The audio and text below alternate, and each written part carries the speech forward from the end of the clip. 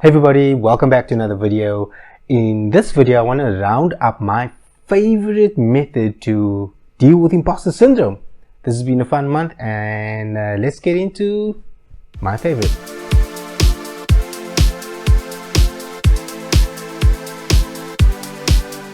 So this month I've been doing a series on imposter syndrome, and you wouldn't believe just how difficult it was to create this series because I also suffer from imposter syndrome, believe it or not.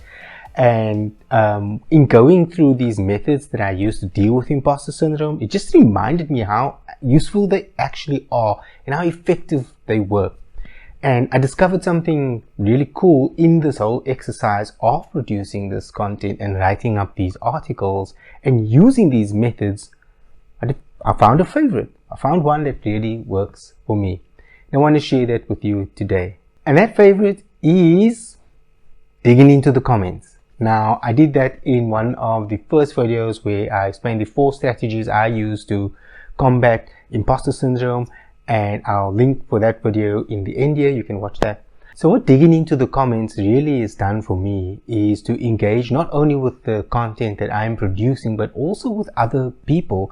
And I found this to be especially true on LinkedIn, which is a platform I'm very active on. And if you would like to follow me, if you don't follow me already, there's a link in the description where you can connect to me on LinkedIn. What I really found when I started to dig into the comments, not just of my content, but also other people's content, is there is such a lot of learning to be shared. There's so many people that have told me how much they've resonated with the content I'm producing, the stories that I've been telling, sharing lots of personal events that have happened in my career and in my life, and just seeing all the outreach that people are sending my way, and good vibes. It's really been encouraging for me. Also, it's allowed other people to sort of message me privately and talk about some of their experience that they're having, not just with business but their freelance career, running their business, and these have all been super encouraging for me. And so digging into the comments of whatever content you're producing, if somebody leaves a comment, answer that in detail. Go into sort of how you are resonating with that comment, not just thanks to the comment. Like, really start creating a conversation like you would in any normal environment.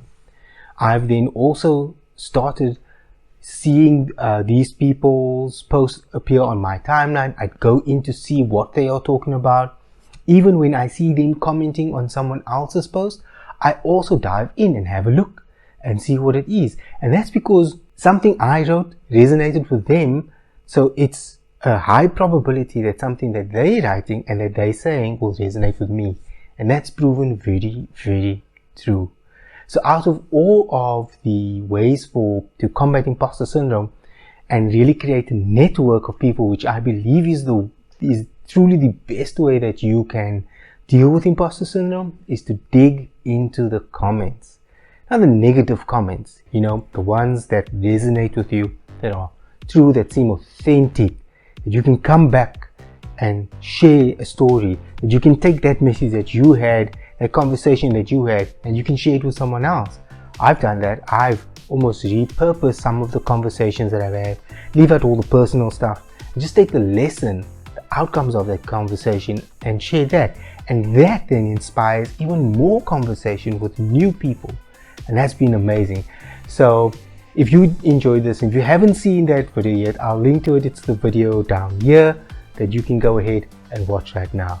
And if you want to subscribe to my channel to see more content as I start to work on my new series, which is